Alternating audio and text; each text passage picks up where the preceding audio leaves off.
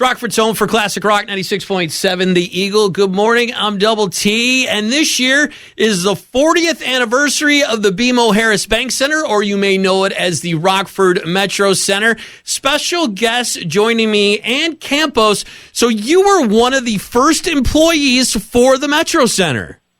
I was. It was a fun time back then. So how were there ads for jobs, or how did you end up getting a job there? Oh my gosh. Actually, because of just a relationship that I already had with Doug Logan. At the time I worked at the Rockford Chamber of Commerce, back when I think Dick Clark was the CEO. And Doug Logan was the chair of the quote-unquote tourism committee. And I was a secretary at the chamber. So he and I just kind of struck up a fun relationship of getting along with each other and, kidding each other here and there. And when I decided to leave the chamber, it was kind of funny back then because, nothing like that had ever existed in the town or in the city before. And I remember specifically calling him and saying, "So what is that thing you're building again? Like, what is it going to be? What's it for?" Because nobody had ever had an opportunity to have such a cool thing in town. So I actually just called him up and asked him if I could work for him, and he said, "Come on over." So what was your job with the Metrocentre back then? When I started, because the building wasn't even completely finished yet, it was still under construction. Our offices were in the old post office. We were on both the main floor, the main office, and Doug's office was in the main floor there in the middle of the hallway by the post office. And then we had a couple of offices upstairs as well. And when I started, I was just kind of a lot of miscellaneous things. I helped do some purchasing, but mostly in the marketing end of things. And then as the building opened up, got closer and closer to opening, I became the event coordinator. So in general, everything that had to do with the contract for the performer was in my lap to make sure it happened. You had to make sure they had all the right colored M&Ms and all that stuff? Correct. That is a correct statement, yes. So you talk about exactly. You weren't exactly sure what it was. Was that how it kind of was in town? Like, people knew that the building was coming, but they weren't exactly sure what to expect? Yeah, it was, at least that's how I felt. I was very young. I was only, I think when I got hired, I probably wasn't even 20 years old yet. It seems like unbelievable. Yeah, I didn't go to college. I started working at the Chamber of Commerce right out of high school. And that doesn't happen too much anymore either, something like that. But I walked into that job, and it was one of the best times of my life. I can truly say that. It was like a real family of people. And Doug was, I remember that when he hired people, it was kind of like, there was no unions involved, and he wanted to hire young people that he could take under his wing and make the building what he saw it to be, instead of us all having previous jobs and, coming in and saying, "Well, at my old building, we used to do it this way." And he liked to just be able to sit us down and say, "This is how we're going to do it." And it worked. We were all young. Jay Graham and Brad Walsh, who ran Brad ran the box office. Jay ran the ushers. Carol Pollack, myself, Brent Beekman, we were all like fresh out of school, brand new at our jobs. And it really worked. It was a fun place to work. Now, when he starts telling you his vision for this, were you all thinking, this is kind of crazy, I don't know if it's going to work? It was crazy. A lot of people in your listening audience maybe are too young to remember when the building first opened, because it has been 40 years. But it was, on the average, there was a major concert or event every 3 days. Wow. We would open, put up the staging, the show would happen, it would go away that night, and the next day they were right back at it for the next show that was coming into town. So there was never a lull. There was always something fun going on. And so that was new for Rockford, and the excitement that built along with it. and the radio stations and the media, and everybody would get involved and create fun, announcements, and like when the Rolling Stones came, and really fun things that would take place just to bring a show to the forefront that never happened, in the past. So it's the 40th anniversary of the BMO Harris Bank Center / Rockford Metrocentre. I'm talking to one of the very first employees down there, Ann Campos. So how long did you work down there? I was there 3 years. So it went by really quickly, but it was a fun 3 years. I still have great connections with people that I worked with. It was like lifelong friendships were formed, and we still have a little group of us that meet and have coffee and donuts in the morning, and out of the original staff. So it was just a really great time to be in Rockford and to be downtown and to be part of what was happening in the community, which was, tons of fun. So now, there were so many events. As an employee, did you have to go to all of them? Pretty much, yeah. Pretty much, because we were full-time salaried employees. We were there every day for every event. I remember even in the beginning, I remember spending the night. We used to put cots out and blankets and pillows downstairs in that little meeting room that's across from the main offices when shows would go on sale, because it was so new and exciting and people wanted to get tickets and be the first in line. There would be lines of people forming to buy tickets around the box office, and media would come and do, fun promotions and stand out there all night interviewing people and all kinds of fun, crazy stuff. So, we were there pretty much for every performance. So, and I think that's something that the kids today didn't get a chance to experience, is camping out for concert tickets for your favorite band. Correct. Yes. It was everything from the rock and roll bands to the circus to, I specifically, for some reason, remember Kenny Rogers because he was so big at the time. And that was one of the first big concerts that came, and that might have been the first time we had the people camping out. It kind of sticks in my mind. But it was crazy. It was just crazy that people, because we had never experienced that again, that we couldn't believe people would stand in line and sleep on a cot or sleep in a lawn chair out on the sidewalk. So, do you have a couple of favorite shows from back in the day?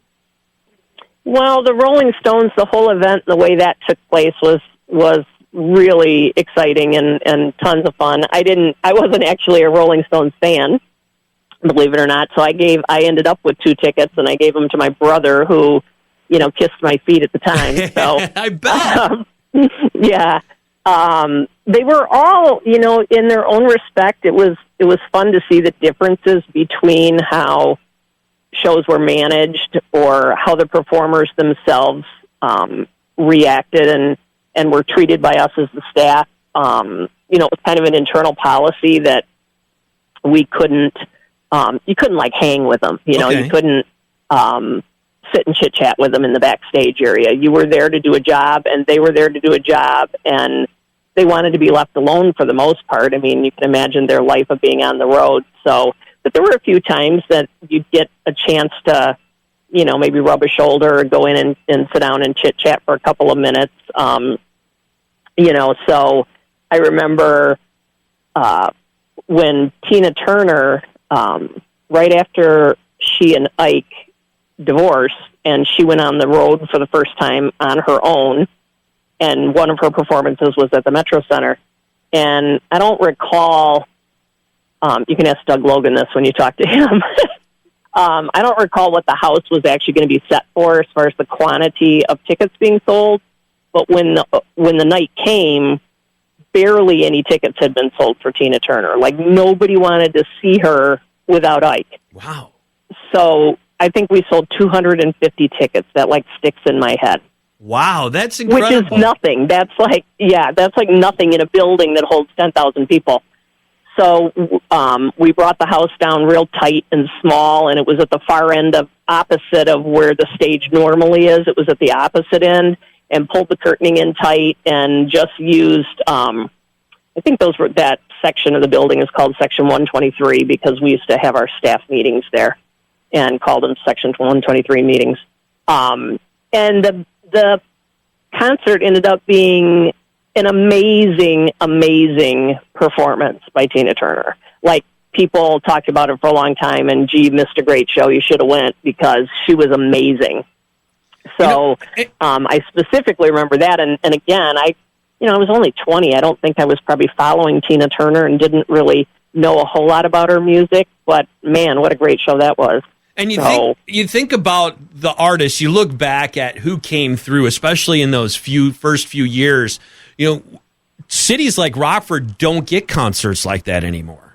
That is correct. I think, things have probably changed in the industry, but from what I remember, there was like tiers, so to speak, assigned to different cities, probably based on population and how big the arenas were and how many arenas were in a city and that kind of thing. And yeah, Rockford was sort of at the other end of the spectrum. We only had 10,000 seats when it was in the round, so you couldn't bring in the big names like Bruce Springsteen and the people that wanted to sell 100,000 seats to keep the ticket prices low for their fans. So we were limited to a certain respect on what kind of shows we could bring in. And I have to say, Doug Logan was a genius and so much fun to work for. And I learned a ton. And he was able to pull off a lot of things that otherwise, other people probably could not have. And many shows maybe would have went by the wayside had he not been at the helm. So things have changed through the years. But back then, man, we got to see some fun events and great concerts for the size of the building that we have. Talk about opening night, the very first show that happened at the Metrocentre / BMO Harris Bank Center. Gosh, I cannot believe it. First of all, that was 40 years ago. And just one of the few things I do remember, just overall the excitement. Like, you can't believe it takes, months and months and months of planning, and here it is. Dionne Warwick was the opening act with the Rockford Symphony. And the one thing I do recall, maybe Doug will correct me if I'm wrong, if my memory doesn't serve, but the building had just bought a brand new, of course, black grand piano to be used in the building whenever it was needed to be used. And her contract, I believe, stated she wanted a white grand piano, and we had a black one, and she, put her foot down and made sure that she ended up with a white one on the stage. So things like that, and you're kind of, as a 20-year-old, I'm like, what? Does the color really make a difference? That kind of thing. And that happened, here and there, depending on who they were, and what they were asking for in their contracts. And anything from food to, the liquor they wanted backstage, the items they wanted in their dressing rooms, the whether it was slot machines or, specific furniture, and just everything that you could think of there was written into a contract, and you were supposed to have it exactly as they requested. So, what was the craziest thing someone requested? Can you remember? Well, you had mentioned earlier on the red M&Ms, and to tell you the truth, I can't even remember which band it is, but that's a true story that some of them requested M&Ms but only wanted certain colors, or wanted certain colors picked out, or something. And that's when you just kind of shake your head like, holy cow, people pay a lot of money to come see you here. You'd think you'd just walk in and get on stage, but that's not how it is. So, but I'm talking to Ann Campos. She's one of the first employees down at the Metrocentre, BMO Harris Bank Center, celebrating its 40th anniversary this year. And we've got some items that you let us borrow, and we'll be posting pictures of them. Talk about some of the stuff that you're letting us use and check out. Yes, I'm like a hoarder, I guess, because now my life centers around vintage events, and so I've been sort of in the vintage and antique world for a really long time. And I was sitting at the Lombardi Club one day, and Priscilla, your friend there at the station, and I got to chit-chatting. I didn't realize she had a connection to the building. And then we were talking about things that I still had in my possession, and her eyes got real big and was like, wow, can we borrow some of those? So, yes, I still have all the original uniforms, so to speak, that staff was assigned to wear for certain occasions. Basically, there wasn't a uniform for everyday salaried staff, but we did have, like for opening night, we all had gray blazers with maroon and black striped bow ties.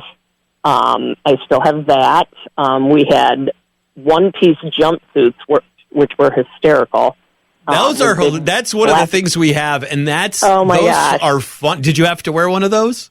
We did, and I don't recall if we were mandated to wear them for certain performances, or it was just like an extra thing in our wardrobe, like, here, you can wear this whenever you want. And when you see it on a hanger today, you're like, who would wear that?